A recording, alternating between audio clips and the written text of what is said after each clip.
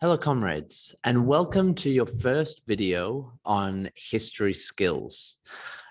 In this video, we're going to explore essay writing.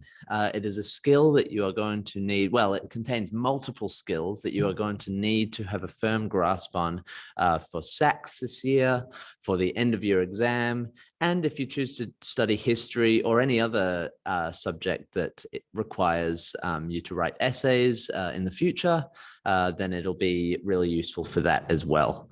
So this is Essay Writing 101, how to write a great history essay. First of all, let's talk about what assessors are looking for. So in your end of year exam, you will be required to write an essay. You'll have about 30 minutes roughly to write your essay. So it's not going to be long, but it's going to be well structured. So they're looking for a clear introduction that contains a clear contention, which answers the question, shows an engagement with the prompt, not veering off track, and also a brief outline of your main points. Keep this very brief. Aim for one sentence with your 3 or 4 main discussion points or your main arguments. And then when you get to your body paragraphs, that's when you go into more detail with those arguments. So then once you've done your introduction, very short and to the point and clear introduction, then you've got 3 to 4 discussion points that are structured in individual body paragraphs. Now, each body paragraph contains a single supporting argument, which is stated clearly as the topic sentence. It contains evidence, which proves the supporting argument. Preferably, we want specific evidence, and we'll get into what that specific evidence might look like in a sec. An analysis of that evidence. What does it reveal? How does it prove your case? And finally, a linking sentence, which shows how your discussion is relevant to the prompt or question. And finally, so you've got your clear introduction, your 3 or 4 body paragraphs.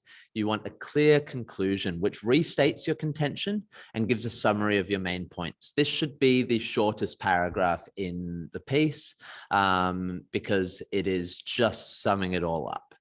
And finally, what assessors are looking for is your detailed historical knowledge and skillful analysis throughout. So let's have a look at using evidence. First of all, what makes a strong history essay? We'll explore each of these. We've got evidence plus analysis plus evaluation plus structure equals a strong history essay. And we'll go through each of these steps. So let's start with evidence.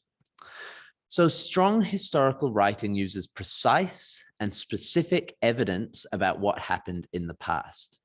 Some types of evidence include names, statistics, dates, events, concepts, documents, quotes, and historical interpretations. So for example, names, we've got on the 9th of October, 1905, Count Sergei Witt met with the Tsar and convinced him of the need to implement democratic reforms.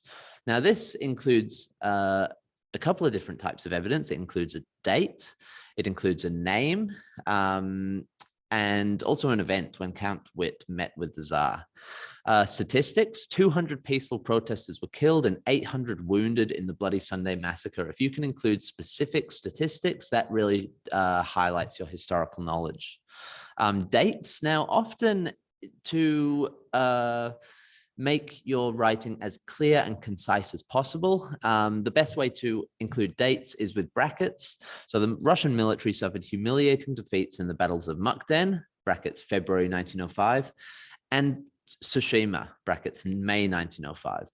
So if you're mentioning an event, but you don't want to break up that paragraph by saying, in the February 1905 event, the Battle of Mukden, just say what the event is and then put brackets and the date. Events, so we've got the October general strike paralyzed St. Petersburg, Moscow, and 50 other cities. If you can name, rather than saying strikes took place throughout St. Petersburg, Moscow, and 50 other cities, if you name the event, such as the October general strike, that's showing your historical knowledge as well. Concepts, we've got the Union of Unions demanded a series of democratic reforms, including civil rights, there's a concept, a legislative Duma, and elections based on a universal franchise. So they're examples of concepts. Documents. Father Capon wrote a petition to the Tsar appealing for truth and justice and improved working conditions.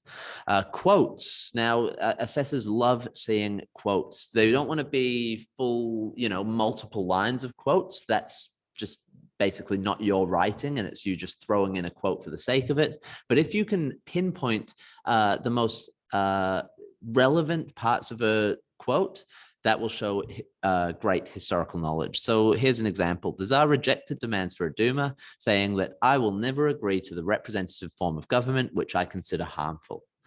And finally, historical interpretation. So according to Leon Trotsky, Tsarism came out of the experience of 1905 alive and strong enough. So there's an example of historical interpretation. So that's using historians' views, which we'll get to in a second.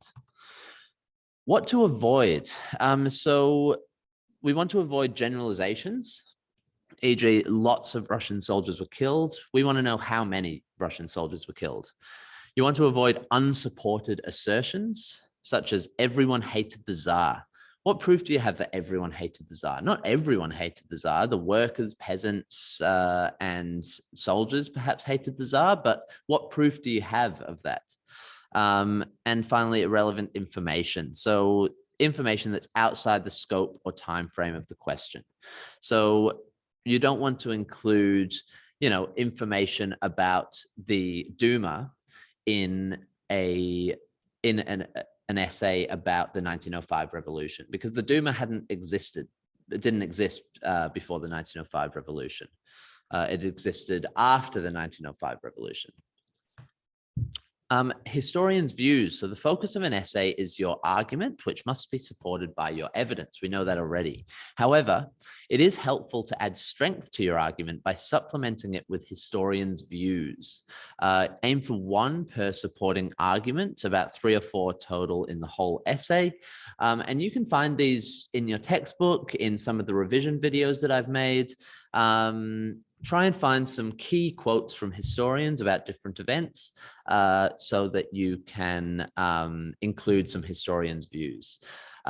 Place historians' views towards the end of your body paragraphs, as this means that you've presented your argument and then the evidence and analysis, and then you're supplementing it with historians' views just to really hammer the point home of what your argument is. All right, so that is the use of evidence. Let's have a look at showing analysis. So analysis is the process of breaking a topic into its components in order to explain it, in order to explain the how and the why of history. The easiest way to show analysis is to follow the cause, effect, significance model. Now, we've explored this in class before, but we'll look into it in more detail in a sec, and we'll definitely use it throughout this year when we study historical events. So here's an example of a sentence with no analysis. On the 27th of February, 1917, the Petrograd garrison mutinied. That's using historical evidence, but it's not using any analysis. Here's one with limited analysis. Horrified by reports that protesters demanding bread and peace had been shot dead, the Petrograd garrison mutinied on 27th of February, 1917. So that's very limited analysis. And finally, critical analysis. After 50 protesters demanding peace were shot dead, soldiers chanting, "They are shooting our mothers and sisters," traveled around Petrograd, convincing soldiers to mutiny. By 27th of February, 1917, the entire garrison had mutinied, creating a crisis of authority in the capital. So notice that this has cause. After 50 protesters were shot dead, soldiers traveled around Petrograd. So there's the cause, convincing soldiers to mutiny. The effect, by the 27th of February, 1917, the entire garrison had mutinied. There's the effect of that. And finally, significance. This created a crisis of authority in the capital. So let's have a look at this piece of writing. We're going to look at this in class as well. So is this good or bad historical writing? It was a snowy, cold day on the 9th of January, 1905. The workers were angry and they wanted to show the Tsar how angry they were. The workers only made up 4% of the population, but they were still a force to be reckoned with. So they all marched to the palace. Thousands of people were killed, the streets were drenched in blood, and the day was forever known in the minds of Russians as Bloody Sunday. So this isn't a very good piece of historical writing. It includes irrelevant information, such as it was a snowy, cold day. It includes more irrelevant information. The workers only made up 4% of the population, but they were still a force to be reckoned with. So, I mean, that looks like it's using statistics that might be relevant, but really, is that relevant when it comes to Bloody Sunday? Not entirely. It includes generalizations. So the workers were angry. That's a generalization. They all marched to the palace. Another generalization. Thousands of people were killed. We need more specific evidence about how many people were killed. And finally, it includes some emotive language that has no real place in a history essay. The streets were drenched in blood. It was forever known as Bloody Sunday. That sort of language isn't really needed in a history essay and just takes away from the true analysis.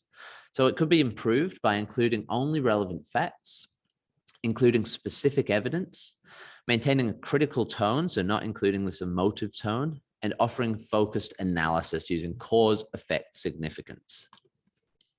So poor historical writing repeats a story about the past, while good historical writing develops an interpretation of the past. Poor historical writing only describes what happened, not the how and why, while good historical writing shows analysis by discussing the how and why of what happened. Poor historical writing includes irrelevant information, while good historical writing only includes relevant information that's relevant to the question. Poor historical writing generalizes or uses imprecise information, while good historical writing uses a range of precise and specific evidence. And poor historical writing uses informal or emotive language, while good historical writing keeps a critical, formal, and dispassionate tone. So always maintaining a critical tone, not using emotive or informal language. So I've mentioned cause, effect, significance. Let's just have a look at how this is done. So this is making sure that you include the how and why, not just the what happened. So cause, why did this event occur? Effect, what happened as a result of that event? Significant, why does this matter? So this is a really great way of structuring an analytical response. So here we've got an example, the Bloody Sunday Massacre. Father Gapon and the petition, poor working conditions, and the Putilov strike are all causes. 150,000 people went on strike, 200 killed, 800 wounded, and protesters met with force. They're all effects. And then the significance of that, the myth of the benevolent Tsar was destroyed. Nicholas became referred to as Bloody Nicholas, and 400,000 workers ended up going on strike, which advanced the 1905 revolution. So here is an example of how we could take all that information and turn it into an analytical response. In an effort to improve workers' rights, Father Georgy Gapon led a protest march on the 9th of January 1905 of 150,000 workers seeking truth and justice from the Tsar. There are your causes. However, the Tsarist regime responded with force and 200 peaceful protesters were killed. That's the effects. The Bloody Sunday Massacre shattered the myth of the benevolent Tsar and encouraged further protests against the government throughout 1905. There is your significance. So we use cause, effect, significance to show deep analysis of not only what happened, but the how and why of what happened.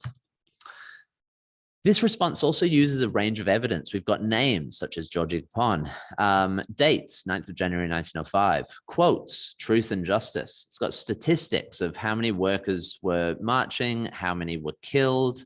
It's got events such as the protest march, the Tsarist regime responding with force, and the Bloody Sunday Massacre. And it's also got ideas or concepts, the myth of the benevolent Tsar. I'm just in a room at school and the lights have just turned out, so don't mind me. Next, we'll have a look at showing evaluation. So evaluation, if you're presented with a prompt that looks like this, which all of our practice sacks so far have been in this style, you're given a prompt, and then to what extent do you agree with this view?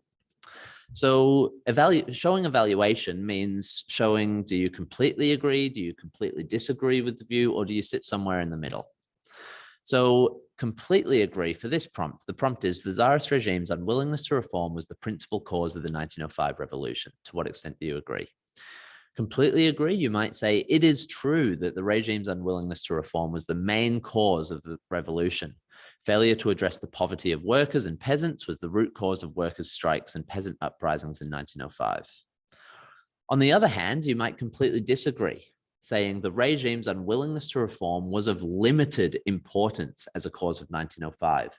In reality, it was the regime's mishandling of crises like Bloody Sunday that was the main cause of the revolutionary situation. Now, the best evaluation, which we will get to very shortly explaining why, is sitting somewhere in the middle, maybe preferencing agree or preferencing disagree, but not going heavily one side or the other. So here's an example. The regime's unwillingness to reform was a major cause of revolution, as it produced discontent that was expressed in protests, uprisings, and mutinies. However, external events like the Russo-Japanese War also heightened revolutionary tensions. Now, that last one is an example of a nuanced evaluation. So as a rule of thumb, you should avoid completely agreeing or disagreeing with the view presented in the question. Instead, aim for a partial or limited level of agreement. Provide evidence that supports the merits of the focal point or view presented in the question, and provide evidence that challenges or extends beyond the focal point / view presented in the question. The reason that we do this is it allows you to show greater breadth of knowledge and develop a more sophisticated and nuanced evaluation. So if you completely agree, it means all of your arguments are going to be completely agreeing. Whereas if you somewhat agree or sit somewhere, partially agree or somewhat disagree or partially disagree, it means that you can present both sides and show your breadth of historical knowledge, which is one of the things that examiners are looking for. Now, we might use some evaluative language, such as these words and phrases that explicitly judge the importance of different factors in order to show your evaluation. The most important factor, the principal reason of lesser importance, a secondary contributor, this factor only partially explains, and this factor had only a limited impact. So there's examples of evaluative language. There's much more evaluative language, but there are just some examples to get you started. All right, so that's evaluation. Now let's have a look at structure. So our first SAC, which will be in a couple of weeks, our third SAC when we're studying China, and the end of year exam will all feature short essay questions. You'll have 50 minutes thereabouts of writing time to develop your essay in the SACs, and about 30 minutes on the final exam. This means that you should use the traditional short essay format and aim to be as concise and efficient as possible. Therefore, it's important to go back to the basics of essay writing and ensure that you understand them. So the way we structure an essay, we have an introduction, 3 body paragraphs, and a conclusion. So let's start with the introduction. An introduction must do 3 things. It must respond to the question, i.e., how far do you agree with the view presented? And remember, we want to show like a partial or limited evaluation if we can. You want to develop a contention. What is your central argument, the main belief that you will pursue in responding to the question? And finally, outline your arguments. What points will you discuss and how will you use these to persuade your reader? For the short essay style required on history exams, where you only have about 30 minutes to write it, a clear introduction should only take 3 to 5 sentences and really shouldn't take any longer than about 3 or 4 minutes to write, if that. So here's an example of an introduction. So this is responding to the prompt, without Bloody Sunday, there would have been no revolution in Russia in 1905. To what extent do you agree with this view? our contention. It is true that Bloody Sunday was the immediate trigger of a revolutionary situation in Russia in 1905. However, without Bloody Sunday, a revolution still would have occurred. So that's showing limited or partial agreement with the prompt, but it's providing a nuanced evaluation where you can look at both sides of the argument, both sides of the debate. Outline of main points. This is because the long-term grievances of workers and peasants would inevitably have resulted in strikes and uprisings. In addition, liberal ideas were undermining the Tsarist regime. Therefore, a revolution was inevitable even without Bloody Sunday.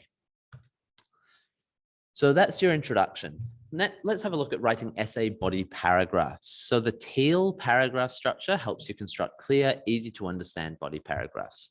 Your topic sentence outlines where this paragraph is going. It names the topic and previews the arguments that you will make. Evidence methodically explains your detailed knowledge. This will be the bulk of your paragraph. The analysis will analyze what your facts reveal, suggest, imply, or prove. You'll interpret and apply the facts to your argument and the essay question. And you use sentence stems like this suggests, or this shows, this implies, just so that you can show your analysis of the evidence and how it relates to your topic sentence. And finally, your linking sentence, draw your argument back to the essay question. How has this paragraph fulfilled your larger contention? So here's an example. It is true that the Bloody Sunday Massacre, 9th of January to 1905, was the immediate catalyst of the revolutionary crisis. Oops, hang on, sorry.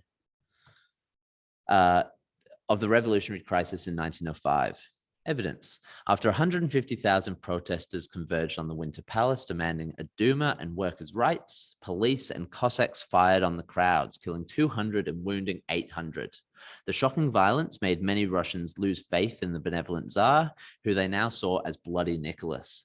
This then led to 400,000 workers going on strike throughout January and inspired other protests throughout Russia across the year. The shocking nature of Bloody Sunday angered many Russians and convinced them to call for change, and thus it was a major cause of the 1905 revolution. So we've got strong evidence that and analysis that shows has causes, effects, and significance. And we've got a final linking sentence that in this example is in the analysis sentence, but it links back to the overall contention. Here's a second body paragraph just to hammer the point home about teal. So we've got, however, Bloody Sunday alone did not create the 1905 revolution.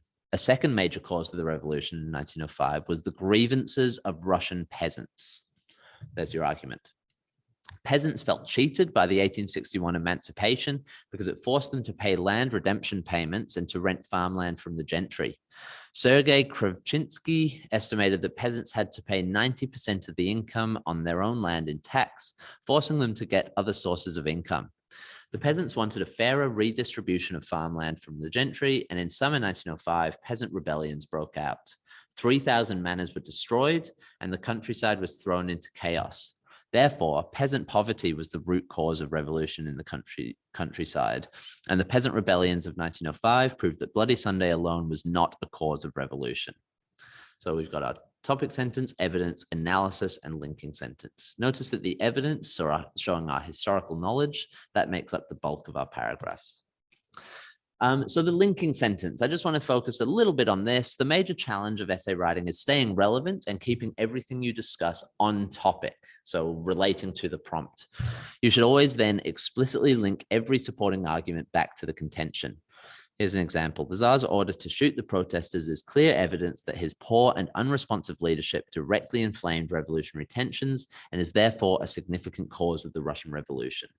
So it links to, this one links to the argument, poor and unresponsive leadership, as well as to the contention, significant cause, that this was a significant cause of the Russian Revolution.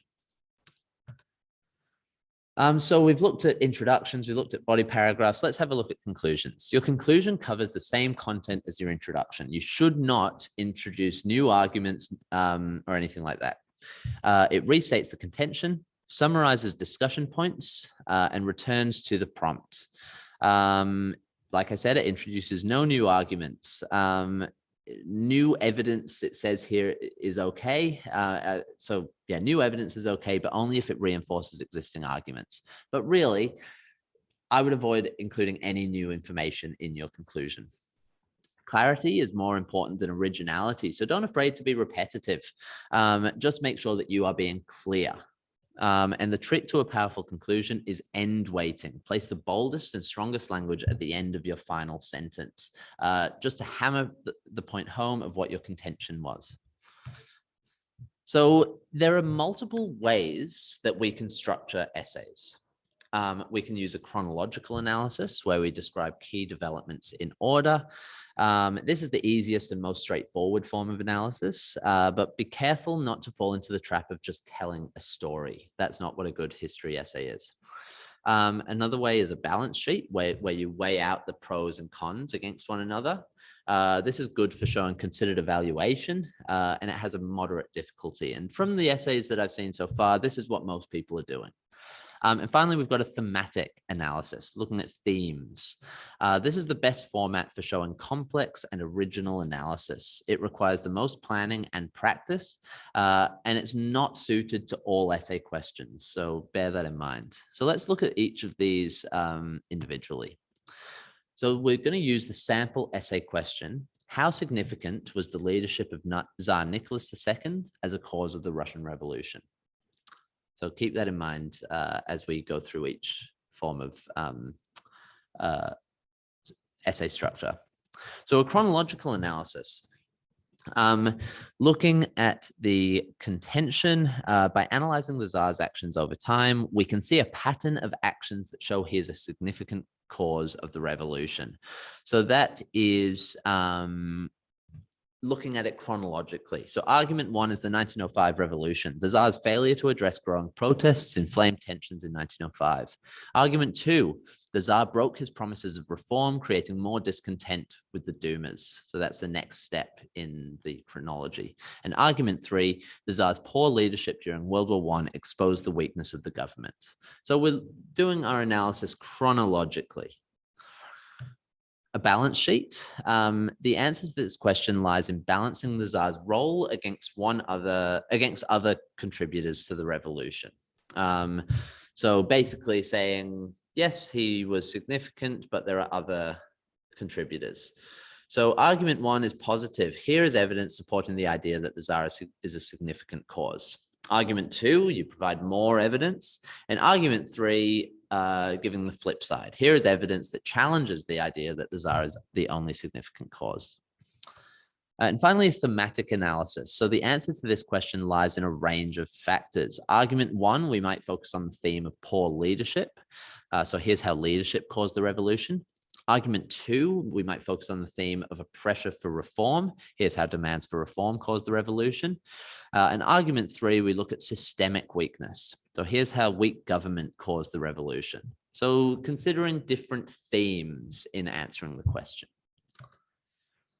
So we've covered a lot in this video. Here's a quick summary of essay writing, and we'll briefly have a look at the marking scale that's used by examiners. So summary of essay writing, write a 3 to 4 sentence introduction, write 3 to 4 supporting arguments using teal body paragraphs, and write a short conclusion, which ideally does the same things as your introduction and ends with a firm declaration of your contention. So evidence, we gather a range of evidence, aim to include relevant evidence in every body paragraph. Analysis, aim to show analysis of causes, effects, and significance. That's a good way of looking at analysis. Show how developments contributed to a revolutionary situation. Evaluation, so we weigh up the evidence, develop arguments that support the view in the question and arguments which challenge it. Use these to develop a balanced and nuanced evaluation. And finally, structure. Introduction, 3 body paragraphs, conclusion. Follow teal in all your body paragraphs, and body paragraphs which support the view in the question go first. Those which challenge it go later. Don't claim that you support the body paragraph, that support the prompt, and then have your first body paragraph as something against the prompt. It should always be the other way around. So all of that together equals strong historical writing. Here are just a couple of general essay writing tips. Always write a plan before beginning. You'll score more highly if you spend 3 to 5 minutes planning. I know that this takes away from your writing time. However, it ensures that you have a strong structure and you have clear arguments. I cannot stress this enough. A plan, even if it's just a couple of dot points, contention, argument 1, argument 2, argument 3, that will do you a world of good. Every time you finish a paragraph, reread the question and your plan. This will help you avoid the trap of going off topic and will keep your arguments highly focused. Also resist the trap of narrating, telling a story instead of arguing. You don't need to tell the whole story. Instead, build a highly focused and relevant argument that answers the question. Focus on arguments, not the story. So I just want to focus on how we plan and how we create good arguments. So how significant, it's the same question as before, how significant was the leadership of Tsar Nicholas II as a cause of the Russian Revolution? So planning, before you begin writing, develop a clear plan. This is whether you're doing a SAC or the final exam. Your essay plan should contain a contention and at least 3 arguments. So here we've got the contention, the Tsar was moderately significant. Paragraph 1, poor leadership. Key evidence for this, his lack of response to Bloody Sunday. I've noticed in some of the essays I've looked at so far that people put his lack of response to Bloody Sunday or something like that, something that is actually evidence as their argument. So really we want to change that into having a clear argument to the contention and using specific events and examples as evidence. Paragraph 2, failed reforms. So key evidence of that we can see in the Dumas. And paragraph 3, unresponsive leadership. So his order to shoot protesters in February Revolution. Now, in this plan, we've got 4 body paragraphs. Paragraph 4, because we need to give the other side to our evaluation, revolution was probably inevitable. Defeats in World War I were not the Tsar's fault. So that means that the first 3 paragraphs are saying that the Tsar's leadership was significant to the revolution. The final one gives the other side to that viewpoint. Developing a contention. So a contention is a position adopted within a debate. It forms your main argument in an essay. In plain language, your contention is how much you agree with the question. So if you agree, then you might say the Tsar's leadership was the principal cause of the revolution. If you mostly agree, the Tsar's leadership was a significant cause of the revolution, but there were other contributing factors such as, if you mostly disagree, it is true that the Tsar was a poor leader, but to understand the causes of the revolution, it is far more important to focus on these other things. And if you completely disagree, the Tsar's leadership was not a cause of the revolution. Now, we take that and we take those basic contentions, and when we're writing our essay, we need to try and refine those contentions. So a strong contention shows nuance, don't just agree or disagree, shows an awareness of factors which might explain the issue, and shows analysis of historical processes at work. So a very simple contention is the one we said before, the Tsar's leadership was the principal cause of the revolution. A stronger contention, the Tsar's poor and unresponsive leadership was the principal cause of the revolution and created mass opposition to his regime. And a more complex contention, the Tsar's stubborn commitment to autocracy meant that he refused to consider any possibility of reform. As a result, it was inevitable that popular grievances would be transformed into revolutionary action targeting the Tsarist regime. Now our arguments, I realize this is a very long video, so I'll make sure to include chapters. Our arguments, a supporting argument is an individual claim which supports a larger contention. These form the paragraphs in an essay. In plain language, an argument is any statement which would conventionally begin with, I think. Any statement which shapes or interprets facts for a larger purpose, and any statement that can be challenged or disagreed with. Another good way of thinking about arguments is if you present your contention, add because, and then what comes after because would be your argument. So here is a fact. The Tsar assumed command of the army in September 1905.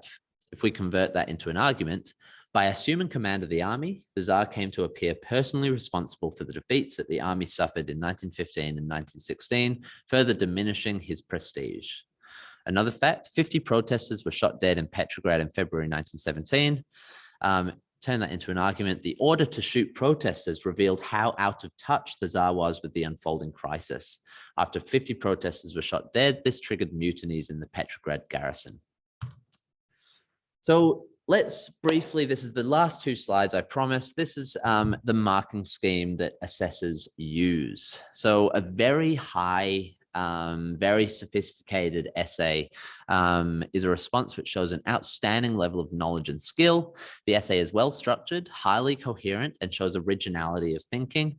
Arguments are well supported by a wide range of precise and specific evidence, like we talked about before, shows breadth. So that's where we need a nuanced evaluation so that we can show our breadth of knowledge, as well as depth of knowledge, where we use lots of precise, specific evidence about developments which contributed to the revolution. It shows skillful analysis of a range of short and long-term causes of the revolution, and all points are accurate and relevant to the question. Nothing goes off topic. Now, I won't go through every single one, but I will provide you with this mark scheme, and you should just pause the video so that you can have a look through the high and strong, what they're looking for a high or a strong response. And now what they're looking for, if it's only a competent or a limited response or a low response. So I'll just read out what is considered competent. So it's a response which shows a sound level of knowledge and skill. Ideas are organized into paragraphs, although structural elements like a clear introduction and outline of main points may be missing. The response tends to rely on generalizations instead of specific evidence. The response shows clear knowledge of the revolution throughout, although it may be generalized or narrative, telling a story, or there may be lapses in relevance. And it shows basic analysis of the causes of the revolution, but tends to rely on simplistic claims or assertions. So that's a competent response. So pause the video so you can look through the limited or low responses. But that's the end of this very, very long video on essay writing skills. I will make sure to include chapters so that you can refer back to it whenever you like, and I will see you next time.